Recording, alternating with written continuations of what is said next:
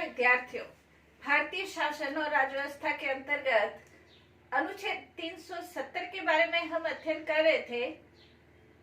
अनुच्छेद 370 की क्या स्थिति है, कैसे वो प्रावधान लागू हुए थे, उसका क्या इतिहास रहा है और वर्तमान समय जब 370 की काफी धाराओं को निरस्त कर दिया गया है तो वर्तमान समय क्या स्थिति है, उसके बारे में आज हम अध्ययन करेंगे।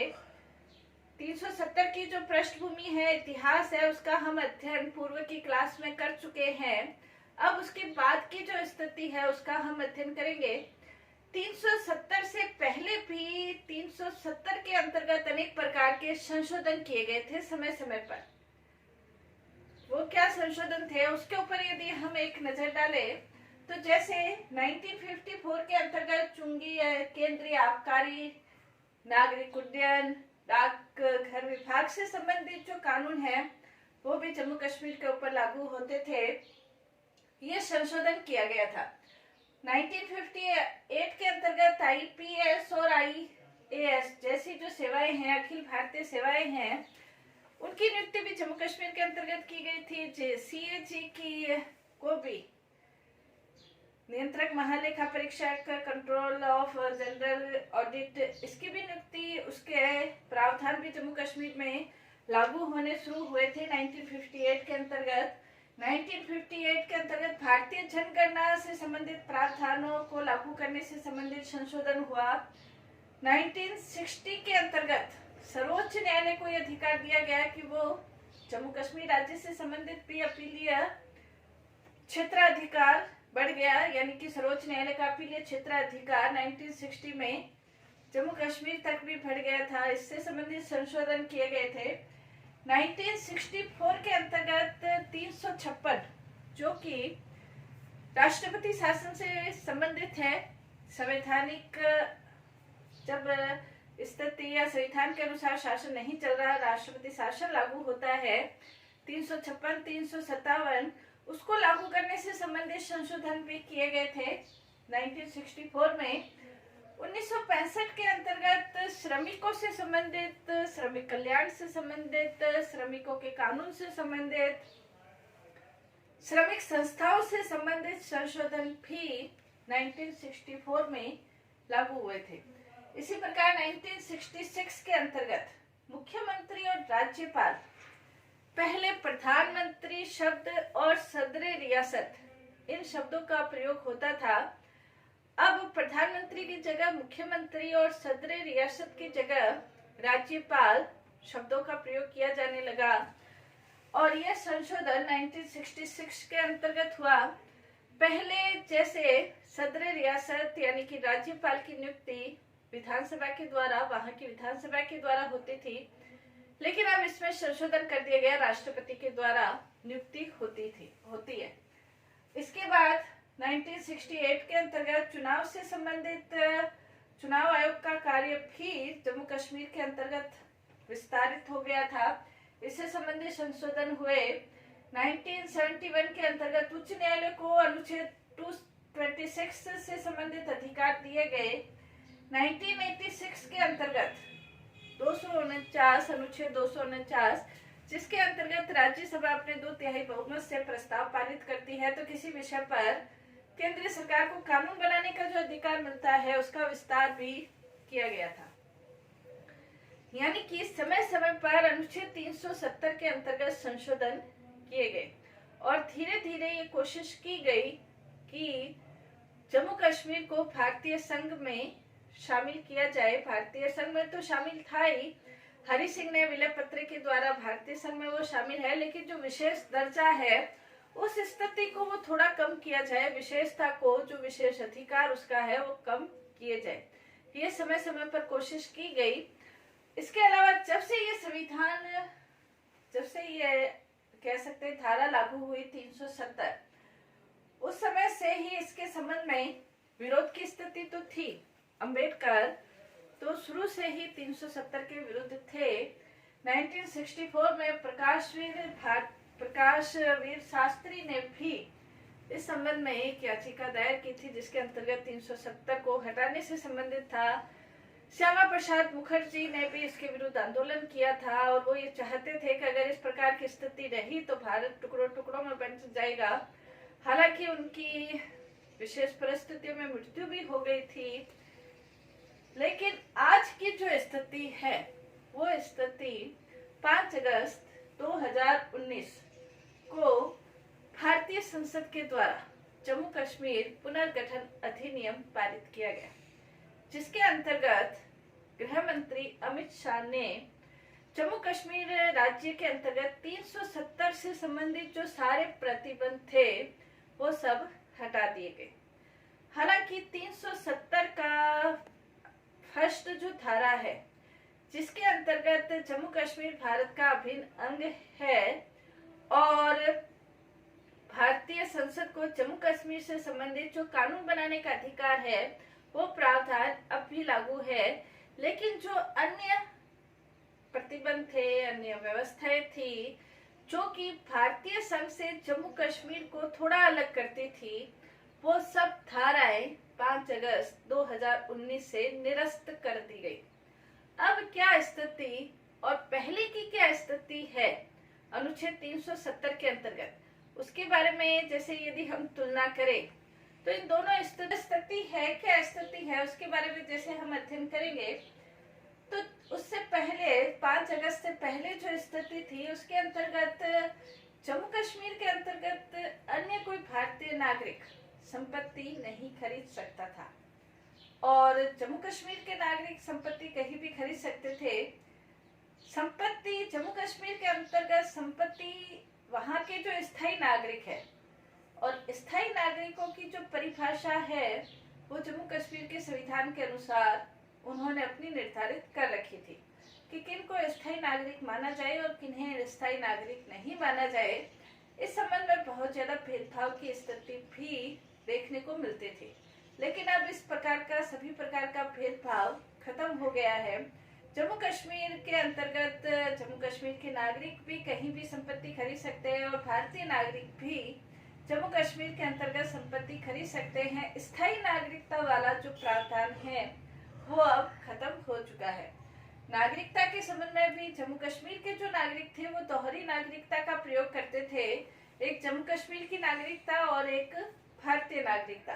अब इस प्रकार की दोहरी नागरिकता हट चुकी है, भारतीय नागरिकता ही उन्हें प्राप्त है। अब वहाँ के जो नागरिक हो या नहीं हो इससे अब कोई फर्क नहीं पड़ता है। वहाँ के स्थानीय नागरिक जो वहाँ के संविधान के अनुसार नागरिकता प्राप्त करते थे उन्हें विशेष सुविधाएं थी और इस आधार पर कई पाकिस्तानी व्यक्ति भी जम्मू कश्मीर की नागरिकता प्राप्त करने में कामयाब हो जाते थे। लेकिन इस प्रकार के अब सभी प्रकार की आशंकाओं की स्थिति अब 370 के जो प्रतिबंध थे, व्यवस्थाएं थी, उसको खत्म करने पर अब हट गई है। इसके अलावा कानून व्यवस्था की जो स्थिति है वो स्थिति अब भारतीय संसद के कानून जम्मू कश्मीर पर भी लागू होंगे। वहाँ के जो कानून है उसके ऊपर भी जम्मू कश्मीर की विधानसभाओं के द्वारा जो कानून बनाए जाएंगे वो भी भारतीय संघ की संसद के कानूनों के अनुरूप होंगे, उसके भिन्न नहीं होंगे। अब भारतीय कानूनों का विस्तार जम्मू कश्मीर तक भी हो गया है। सुप्रीम कोर्ट के जो फैसले हैं वो भी जम्मू कश्मीर के ऊपर लागू होंगे। सुप्रीम कोर्ट के अनुसार, सर्वोच्च न्यायालय के अनुसार, उसके निर्णय के अनुसार जम्मू कश्मीर की विधानसभा को कार्य करना होगा। केंद्रीय कानूनों का विस्तार भी जम्मू कश्मीर के अंतर्गत केंद्रीय कानूनों का विस्तार भी हो चुका है। इसके अलावा जम्मू कश्मीर की विधानसभा का जो कार्यकाल है वो कार्यकाल 6 वर्ष से हटाकर 5 वर्ष, विधानसभा का जो कार्यकाल है वो जो 6 वर्ष होता था वो अब 5 वर्ष कर दिया गया है। कहने का तात्पर्य जो 5 अगस्त 2019 को जो जम्मू कश्मीर राज्य पुनर्गठन अधिनियम पारित किया गया था उसके अंतर्गत अब जम्मू कश्मीर राज्य की जो स्थिति है वो स्थिति यह है कि जम्मू कश्मीर को 2 केंद्र शासित प्रदेशों में बांट दिया गया है, एक जम्मू कश्मीर और एक लद्दाख। जम्मू कश्मीर की अपनी विधानसभा है, जैसे ये दिल्ली और पांडिचेरी के अंतर्गत जैसे चुनाव होते हैं वैसे जम्मू कश्मीर की विधानसभा के लिए भी चुनाव होंगे, लेकिन वो 6 वर्ष की बजाय 5 वर्ष के लिए होंगे। लद्दाख जैसे दूसरे केंद्र शासित भारत में प्रदेश है, वैसे ही लद्दाख की विधानसभा नहीं होगी, बल्कि लद्दाख एक केंद्र शासित प्रदेश के रूप में ही होगा। जम्मू कश्मीर के अंतर्गत जैसे उपराज्यपाल होते हैं, जो कि केंद्र सरकार के निर्णय को बताते हैं उस केंद्र शासित प्रदेशों को, वैसी उपराज्यपाल की स्थिति जम्मू कश्मीर के अंतर्गत भी होगी।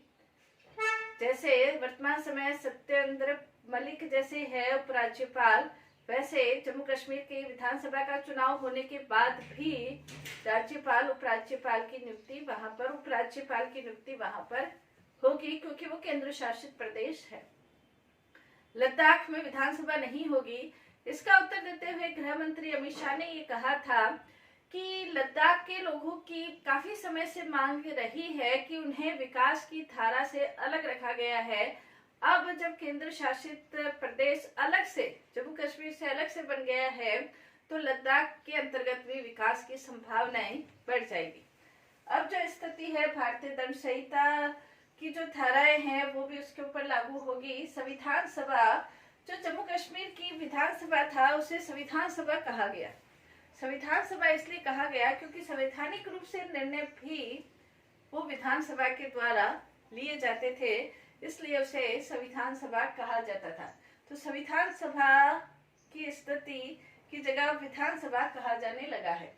और राज्य का पर्यटन और व्यापार ये कहा गया क्योंकि एक प्रतिबंध की स्थिति होने के कारण, वहां के कानून और व्यवस्था के कारण, वहां के कानूनों के कारण, प्रतिबंधों के कारण पर्यटन और उद्योगों को वहां पर बढ़ावा नहीं मिलता था।